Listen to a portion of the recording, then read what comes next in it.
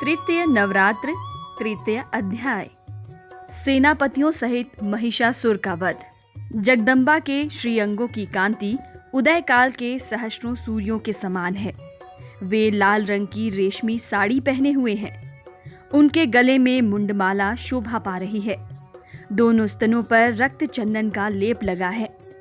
वे अपने कर कमलों में जप मलिका, विद्या, अभय और वर नामक मुद्राएं धारण किए हुए हैं। तीनों नेत्रों से सुशोभित मुखारविंद की बड़ी शोभा हो रही है। उनके मस्तक पर चंद्रमा के साथ ही रत्नमयी मुकुट बंधा है तथा वे कमल के आसन पर विराजमान हैं। ऐसी देवी को मैं भक्ति पूर्वक प्रणाम करता हूँ। ऋषि कहते हैं, दैत्यों की सेना को इस प्रकार तहस नहस होते देख महादैत्य सेनापति चिक्षुर क्रोध में भरकर अंबिका देवी से युद्ध करने के लिए आगे बढ़ा। वह असुर रणभूमि में देवी के ऊपर इस प्रकार बाणों की वर्षा करने लगा जैसे बादल मेरुगिरी के शिखर पर पानी की धार बरसा रहा हो। तब देवी ने अपने बाणों से उस बाण समूह को अनायास ही काटकर उसके घोड़ों और सारथी को भी मार डाला। साथ ही उसके धनुष तथा अत्यंत ऊंची ध्वजा को भी तत्काल काट गिराया। धनुष कट जाने पर उसके अंगों को अपने बाणों से बींध डाला। धनुष, रथ, घोड़े और सारथी के नष्ट हो जाने पर वो असुर ढाल और तलवार लेकर देवी की ओर दौड़ा। उसने तीखी धार वाली तलवार से सिंह के मस्तक पर चोट करके देवी की भी बाईं भुजा में बड़े वेग से प्रहार किया। राजन, देवी की बाह पर पहुंचते ही वो तलवार टूट गई। फिर तो क्रोध से लाल आंखें करके उस राक्षस ने शूल हाथ में लिया और उसे उस महादैत्य ने भगवती भद्रकाली के ऊपर चलाया। वह शूल आकाश से गिरते हुए सूर्यमंडल की भांति अपने तेज से प्रज्वलित हो उठा। उस शूल को अपनी ओर आते देख देवी ने भी शूल का प्रहार किया। उससे राक्षस के शूल के सैकड़ों टुकड़े हो गए। साथ ही महादैत्य चिक्षुर की भी धज्जियां उड़ गई। वो प्राणों से हाथ धो बैठा। महिषासुर के सेनापति उस महापराक्रमी चिक्षुर के मारे जाने पर देवताओं को पीड़ा देने वाला चामर हाथी पर चढ़कर आया। उसने भी देवी के ऊपर शक्ति का प्रहार किया, किंतु जगदम्बा ने उसे अपने हुंकार से ही आहत एवं निष्प्रभ करके तत्काल पृथ्वी पर गिरा दिया। शक्ति टूटकर गिरी हुई देख चामर को बड़ा क्रोध आया। अब उसने शूल चलाया, किंतु देवी ने भी उसे बाणों द्वारा काट डाला। इतने में ही देवी का सिंह उछलकर हाथी के मस्तक पर चढ़ बैठा और उस दैत्य के साथ खूब जोर लगाकर बाहु युद्ध करने लगा। वे दोनों लड़ते लड़ते हाथी से पृथ्वी पर आ गए और अत्यंत क्रोध में भरकर एक दूसरे पर बड़े भयंकर प्रहार करते हुए लड़ने लगे।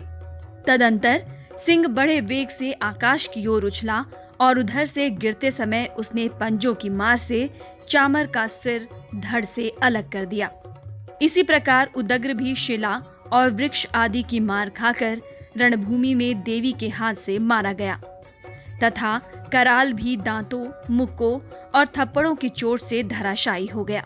क्रोध में भरी हुई देवी ने गदा की चोट से उद्दत के प्राण निकाल दिए। भिंदीपाल से वाशकल को तथा बाणों से ताम्र और अंधक को मौत के घाट उतार दिया। 3 नेत्रों वाली परमेश्वरी ने त्रिशूल से उग्रास्य, उग्रवीर्य तथा महाहनु नामक दैत्यों को मार डाला। तलवार की चोट से विडाल के मस्तक को धड़ से काट गिराया। दुर्धर और दुर्मुख इन दोनों को भी अपने बाणों से यमलोक भेज दिया। इसी प्रकार अपनी सेना का संहार होता देख महिषासुर ने भैंसे का रूप धारण करके देवी के गणों को त्रास देना आरंभ किया।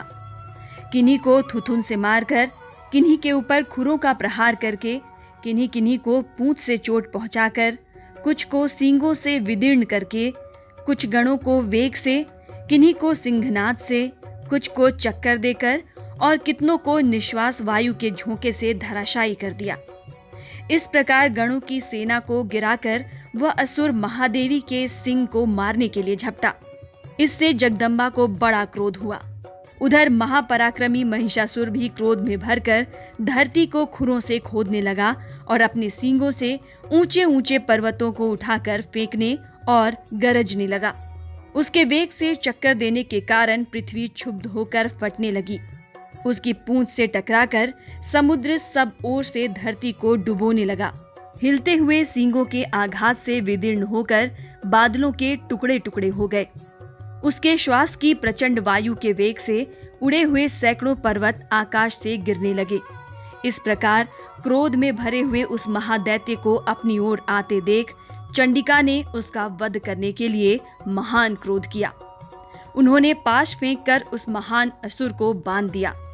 उस महापाश में बंध जाने पर उसने भैंसे का रूप त्याग दिया और तत्काल सिंह के रूप में वो प्रकट हो गया।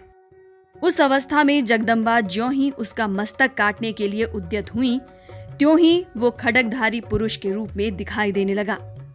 तब देवी ने तुरंत ही बाणों की वर्षा करके ढाल और तलवार के साथ उस पुरुष को भी बींध डाला। इतने में ही वो महान गजराज के रूप में परिणत हो गया तथा अपनी सूंड से देवी के विशाल सिंह को खींचने और गरजने लगा।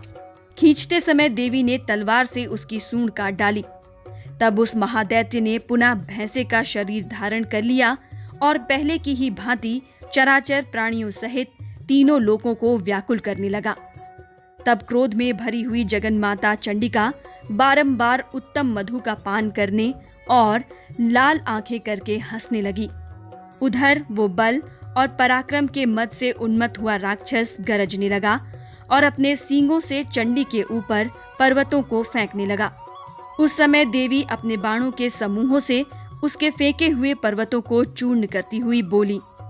बोलते समय उनका मुख मधु के मद से लाल हो रहा था और वाणी लड़खड़ा रही थी।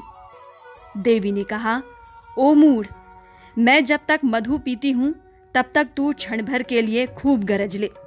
मेरे हाथ से यही तेरी मृत्यु हो जाने पर अब शीघ्र ही देवता भी गर्जना करेंगे। ऋषि कहते हैं, जो ही ये कहकर देवी उछली और उस महादैत्य के ऊपर चढ़ गईं। फिर अपने पैर से उसे दबाकर उन्होंने शूल से उसके कंठ में आघात किया। उनके पैर से दबा होने पर भी महिषासुर अपने मुख से अभी आधे शरीर से वो बाहर ही निकल पाया था कि देवी ने अपने प्रभाव से उसे रोक दिया। आधा निकला होने पर भी वो महादैत्य देवी से युद्ध करने लगा। तब देवी ने बहुत ही बड़ी तलवार से उसका मस्तक काट गिराया।